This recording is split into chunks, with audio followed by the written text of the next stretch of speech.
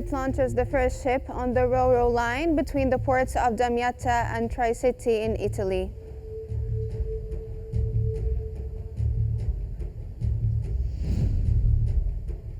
Egyptian Foreign Minister Badr Abdel-Ati expresses hope that the Lebanon ceasefire agreement will bring stability and security to Lebanon.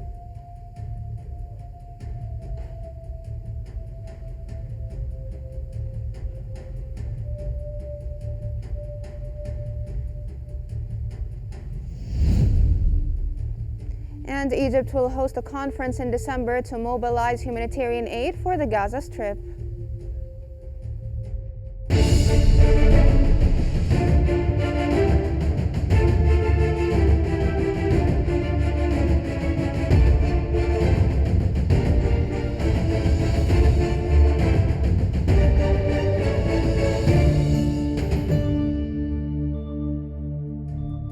You're watching the latest updates from Egypt on Qnews. Let's move on to the latest developments.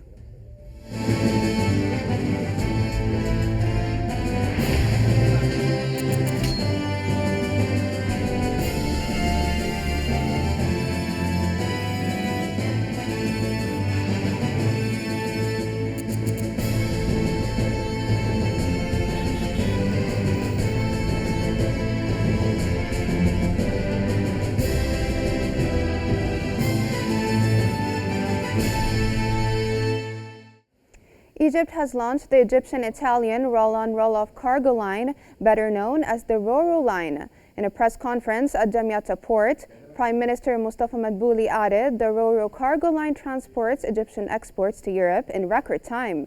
This project comes within President Abdel Fattah el-Sisi's directives to transform Egypt into a regional hub for transportation, logistics, and transit trade. The first ship is scheduled to reach Trieste on December 2nd.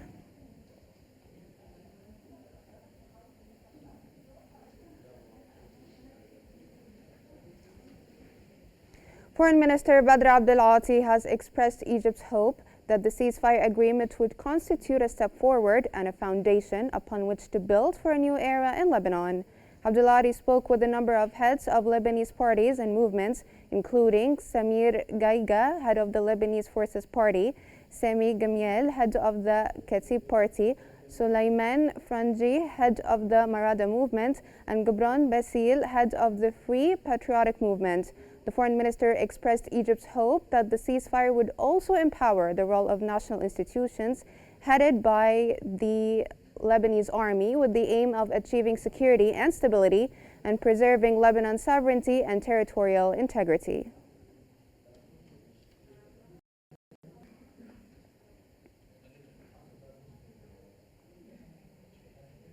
Foreign Minister Badr Abdel-Ati has expressed hope that the Lebanon ceasefire agreement, which came into effect earlier in the day, will bring stability and security to the Lebanese people and preserve the country's territorial integrity. Speaking with Nabih Berri, the Speaker of the Lebanese Parliament, and Najib Mikati, Lebanon's caretaker Prime Minister, Abdel-Ati reaffirmed Egypt's support of Lebanese national institutions, especially the army. He also expressed support for putting UN Security Council Resolution 1701 into effect and completing the presidential election process in Lebanon.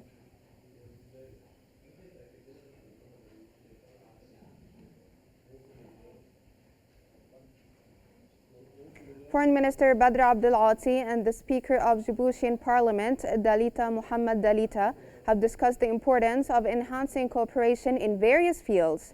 The two sides discussed the political situation in the Horn of Africa and stressed the importance of sustaining dialogue and consultation in a way that contributes to achieving common interests and enhancing stability and security in the region.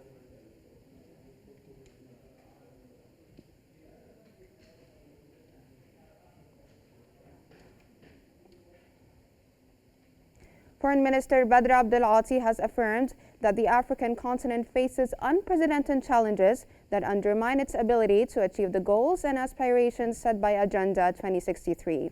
During a ministerial meeting of the African Union Peace and Security Council, Abdel-Ati called on the Council to adopt more proactive strategies towards African nations, which focus on strengthening national institutions and supporting states during transitional periods. He highlighted the need to enhance the African Union's capabilities in crisis response, peace building, and post-conflict development to achieve sustainable stability.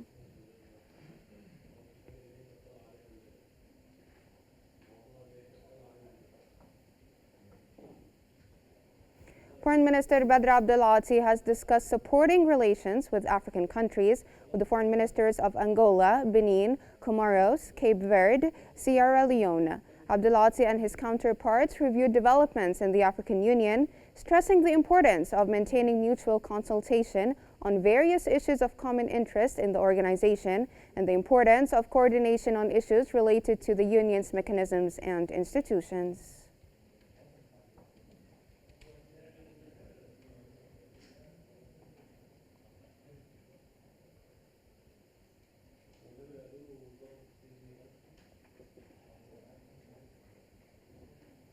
Egypt is set to host a conference in December to mobilize humanitarian aid for the Gaza Strip with the participation of global parties, including all United Nations agencies like UNRWA.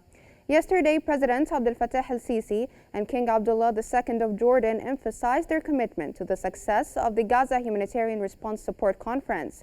Egyptian Minister of Foreign Affairs Badr Abdel Ati has previously reaffirmed the importance of the transition to finding a political horizon to implement the two-state solution.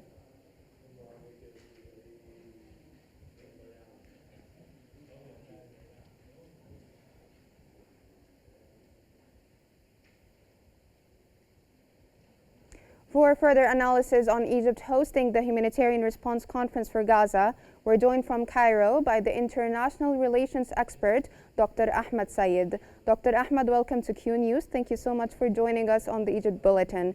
First off, if you can expand on the significance of Egypt hosting the Humanitarian Response Conference for Gaza.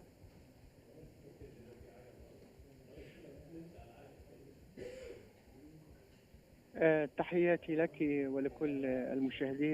to you and your viewers.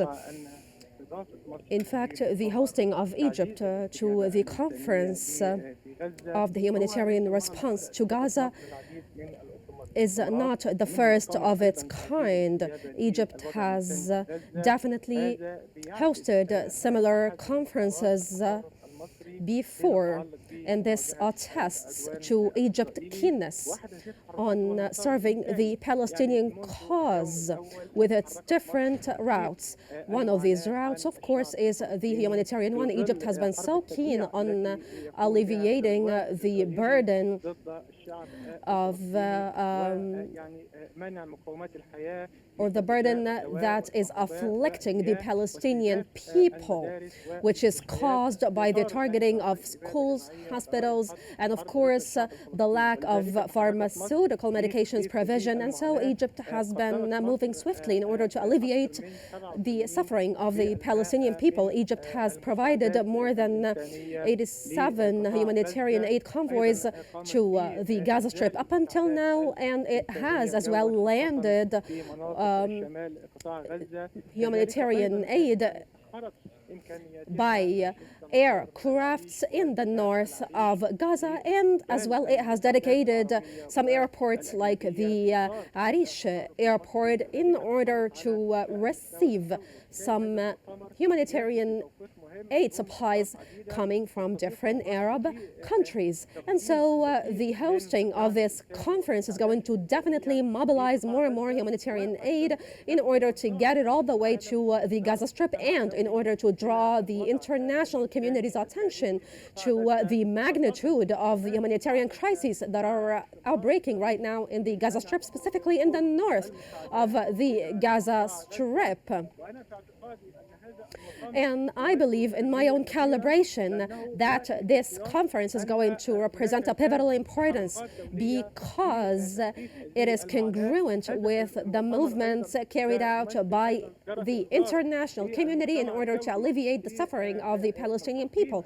And once more, it's going to draw the attention of the international community to provide and mobilize more humanitarian aid to Gaza and to force Israel to halt its aggression and offensives on the Gaza Strip and its population. And so this conference is going to once more attest to Egypt's stature, of course, political strategic stature regarding the reaching of a potential ceasefire agreement in Gaza.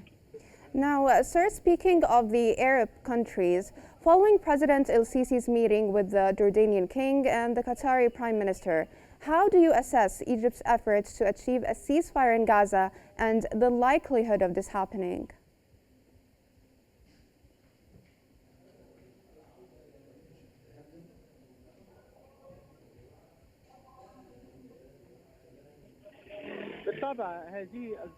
And of course, these visits of His Majesty the King of Jordan, King Abdullah of Jordan, and definitely the visit of the Qatari Foreign Minister to Egypt, all this attests to the consolidated Arab vision regarding supporting the Palestinian cause, and definitely the Riyadh summit, the Arab Riyadh summit attests to the same thing. In fact, through these visits and Arab conferences, a lot of Palestinian subjects or matters were brought into attention, such as the establishment of an independent sovereign Palestinian state, and definitely the issue of the humanitarian aid was discussed during these meetings and conferences. And we know, of course, that Egypt and Qatar have been Dr. Ahmed, thank you so much. partners. Sorry for interrupting you due to shortage of time. Thank you so much for your insights and for all the information you provided us with. Justice Minister Adnan Fangari and his Somali counterpart Ilyas Sheikh Omar Abu Bakr have met to discuss judicial cooperation between their countries. The two ministers explored how digital projects from the Egyptian Ministry of Justice could be used to restructure and digitize the Somali Ministry of Justice. The meeting also discussed the possibility of training judicial cadres in Somalia through programs at Egyptian courts.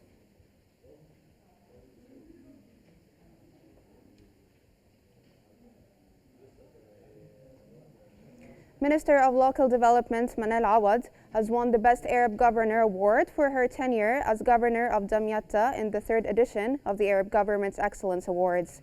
Maya Abdel Hamid, CEO of the Social Housing and Real Estate Financing Fund, won the Best Director General Award for an Arab authority, while Murad Abdel Qadir received the Arab Government's Excellence Award for Best Municipality Director. The award ceremony, held in cooperation with the Arab Organization for Administrative Development, the UAE government, and under the patronage of Sheikh Mohammed bin Rashid Al Maktoum, honors excellence in administrative development and government institutions. Launched in May 2019, the Arab Government's Excellence Award is the largest of its kind in the Arab world.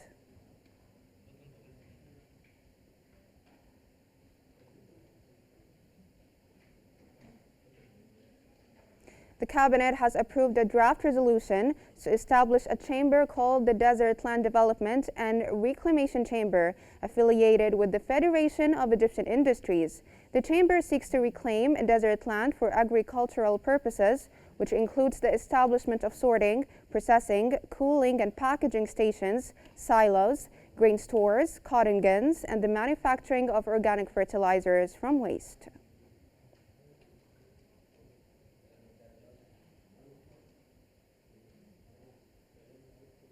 As for economic news, President Abdel Fattah el-Sisi has issued a decree forming the board of directors of the central bank, headed by Hassan el-Sayed Hassan Abdullah, the acting governor of the central bank, effective from November 27 for 1 year. The formation includes the membership of Rami Ahmed Abdul Abul Naga, deputy governor of the central bank, Tariq Muhammad Badawi al-Khuli, deputy governor of the central bank, Mohammed Farid Saleh, Acting Chairman of the Financial Regulatory Authority, Ali Muhammad Ali Faramawi, Technology Expert, Nagla Anwar Al-Ahwani, Economic Expert, Sharif Hussein Kamil Muhammad, Financial Expert, Muhammad Osman Ibrahim Al-Deeb, Banking Expert, Samih Al-Sayed Fawzi, Economic Expert, Hassan Muhammad Abdel Hadi Amir, Accounting and Financial Expert, and Khalid Ibrahim Sakra Ali, Economic Expert.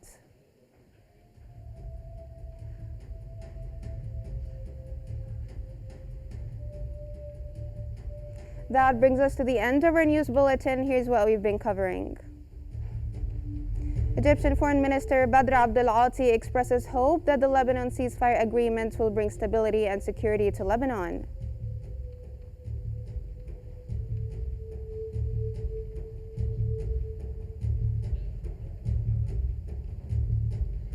Egypt will host a conference in December to mobilize humanitarian aid for the Gaza Strip.